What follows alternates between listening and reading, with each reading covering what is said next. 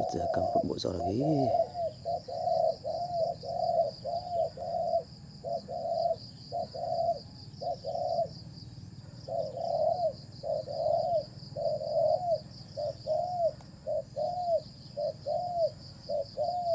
Ui.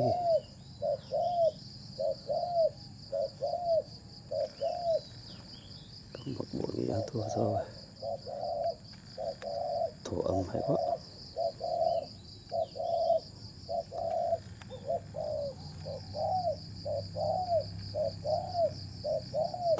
Ui, đánh nhau rồi.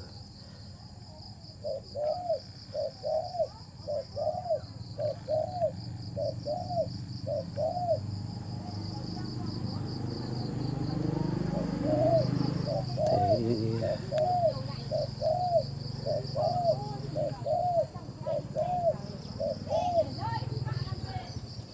dính rồi anh em nhé.